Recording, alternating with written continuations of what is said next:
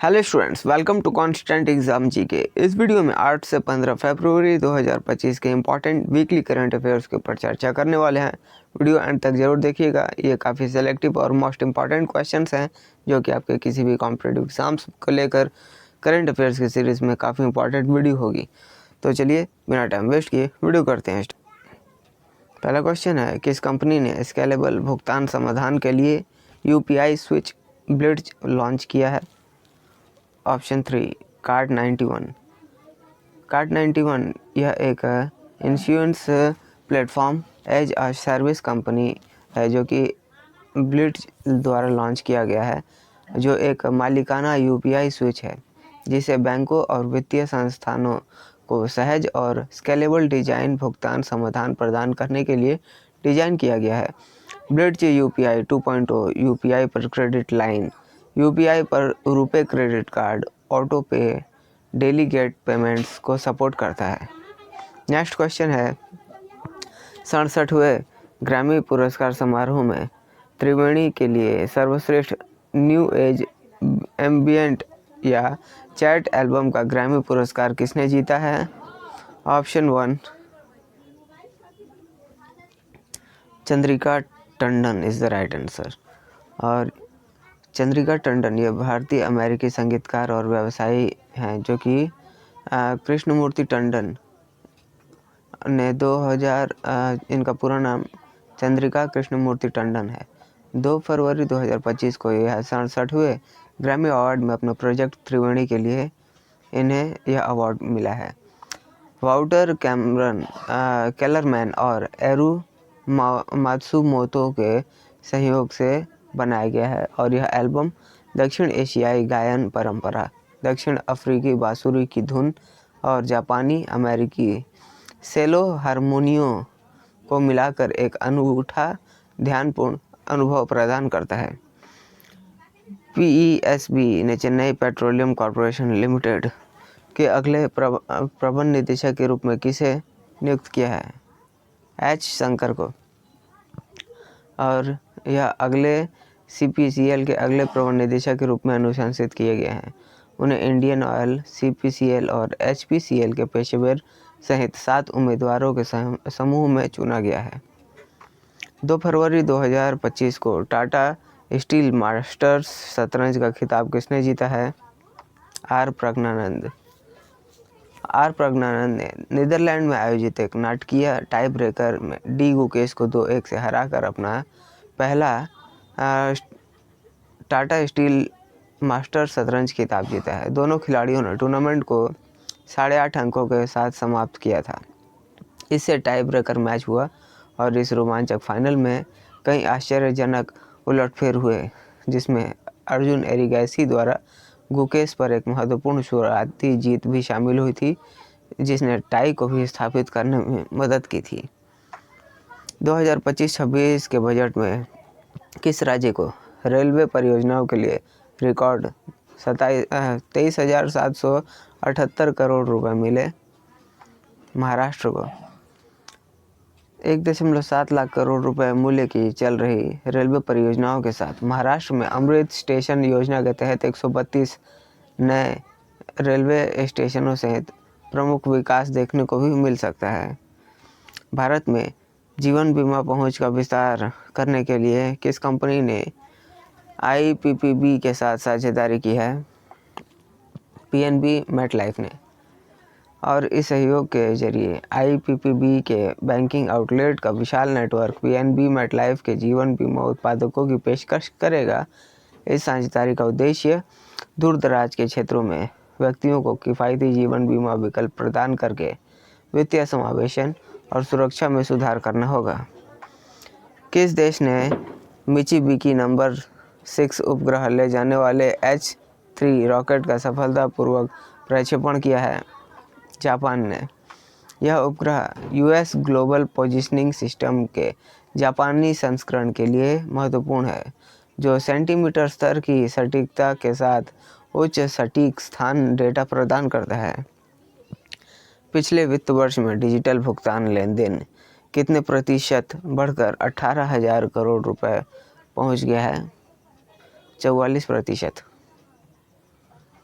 किस संस्था ने DRDO के साथ मिलकर लार्ज एरिया एडिटिव मैन्युफैक्चरिंग प्रणाली विकसित की है? Option 1 IIT Hyderabad.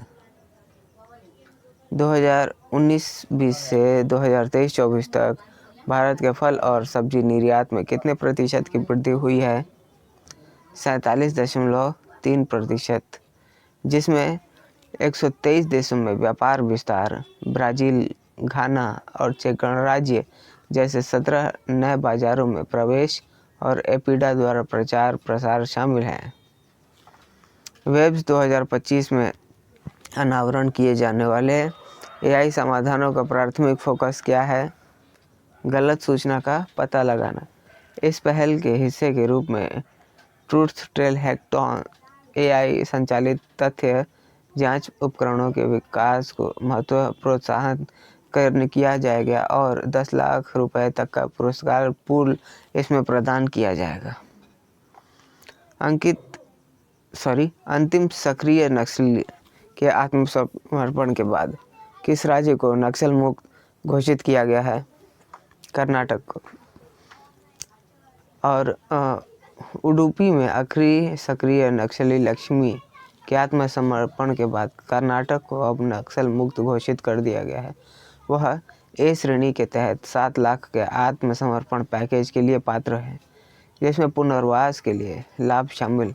और आत्मसमर्पण समिति ने 2025 में कुल 22 नक्सलियों के आत्मसमर्पण की भी रिपोर्ट दी है और पूर्व नक्सलियों को समाज में फिर से शामिल करने में मदद करने के लिए मामलों को खारिज करने की भी सिफारिश की है। डोनाल्ड ट्रंप के नेतृत्व में कौन सा देश संयुक्त राष्ट्र मानव अधिकार परिषद से हटने की योजना बना रहा है? संयुक्त राज्य अमेरिका। यह निर्णय WHO और पेरिस समझौते जैसे अंतर्राष्ट्रीय संगठनों से इजराइल के खिलाफ पक्षपात का हवाला देते हुए पहल की गई वापसी के अनुरूप है और आलोचकों को इस कदम का वैश्विक विरोध होने की भी उम्मीद है। वहीं ट्रंप के समर्थकों का तर्क है कि अंतर्राष्ट्रीय मामलों में अमेरिकी हितों और संप्रभुता की रक्षा के लिए यह आवश्यक है। 38वें राष्ट्रीय खेलों में पुरुष कबड्डी का स्वर्ण पदक किस राज्य ने जीता है? उत्तर प्रदेश।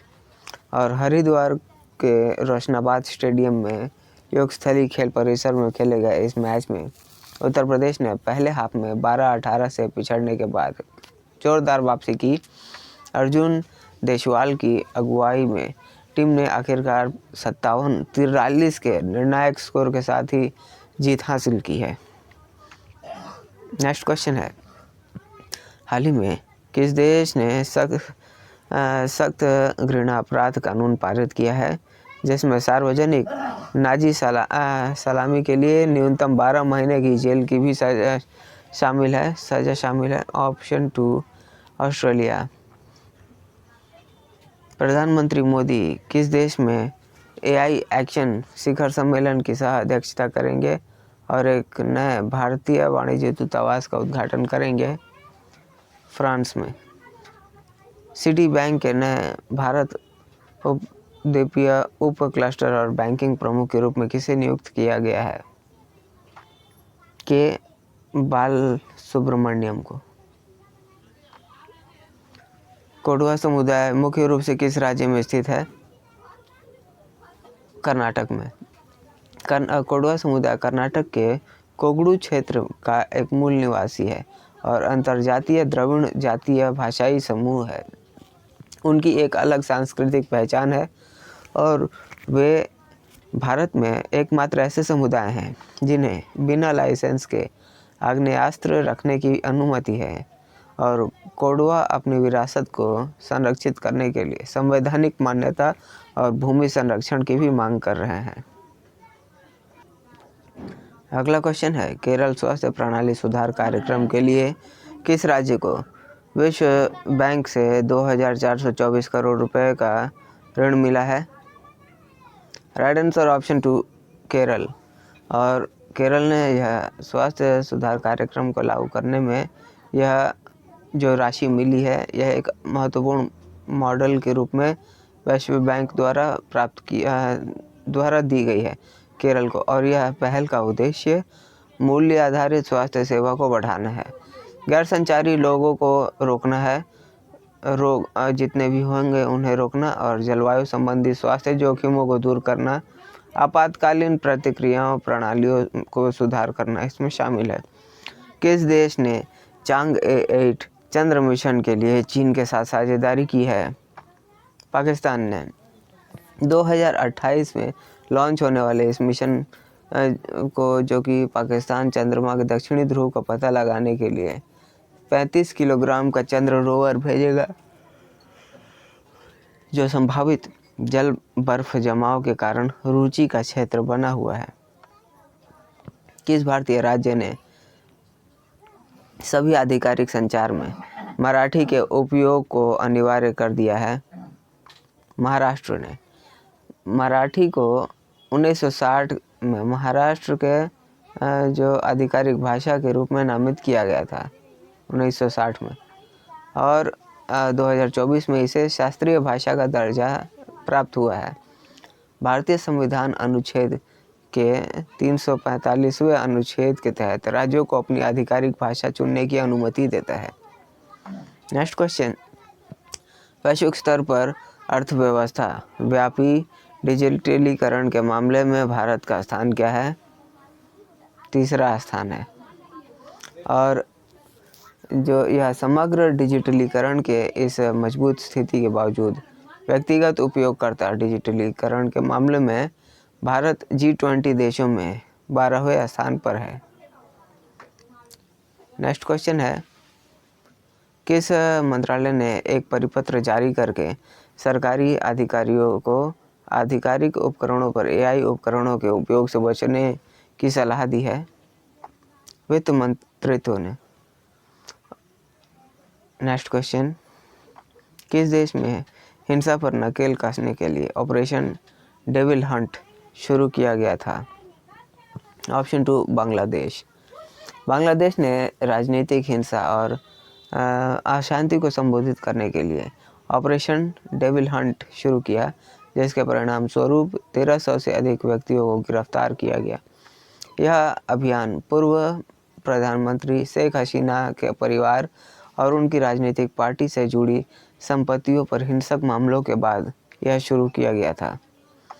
किस देश ने हाइड्रो नेपाल परियोजना के लिए नेपाल के साथ समझौता ज्ञापन पर हस्ताक्षर किया है? फ्रांस ने। इस समझौते पर नेपाल विद्युत प्राधिकरण के प्रबंध निदेशक कुलमान घिनसिंग और ब्लू वाटर इंटेलिजेंस के CEO जेरेमी फेन ने हस्ताक्षर किया है, जिसमें नेपाल में फ्रांस की राजदूत वर्जिनी कार्टेवल भी मौजूद थी। हाल ही में किस देश ने राजनीतिक गतिरोध को समाप्त करने के लिए 2022 के बाद अपनी पहली सरकार बनाई है? लेबनान ने। नेक्स्ट क्वेश्चन, केंद्रीय स्टाफिंग योजना के तहत इस्पात मंत्रालय के निदेशक के रूप में किसे नियुक्त किया गया है? ऑप्शन 2 मामून आलम को। और यह राजस्व विभाग ने केंद्रीय प्रतिनिधि के लिए उनकी नियुक्ति की सिफारिश की, और यह 5 साल या अगले आदेश तक इस पद पर ही रहेंगे। कर प्रशासन और नीति निर्माण में मजबूत पृष्ठभूमि के साथ उनसे इस्पात क्षेत्र के भीतर रणनीतिक पहलों और महत्वपूर्ण भूमिका निभाने की उम्मीद है, जो राष्ट्रीय स्तर पर इसके विकास और नीति विकास में योगदान देगा। सो स्टूडेंट्स, ये थे आज के हमारे इम्पॉर्टेंट वीकली करंट अफेयर्स, जो कि आपको इस वीडियो में मैं लेकर आया था, और जितने भी इम्पॉर्टेंट क्वेश्चंस थे उन सभी को मैंने इस वीडियो में कवर कर लिया है। आशा करता हूँ वीडियो आपको पसंद आई होगी। अगर वीडियो पसंद आई है तो वीडियो पर एक लाइक ज़रूर करिएगा, और चैनल पर नए हैं तो हमारे चैनल को भी ज़रूर सब्सक्राइब कर लीजिएगा, क्योंकि इस तरह के वैल्यूबल वीडियोज़ मैं आपके लिए हमेशा बनाता रहता हूँ। तो चलिए मिलते हैं नेक्स्ट वीडियो में, तब तक के लिए कीप वॉचिंग, कीप प्रिपेयरिंग।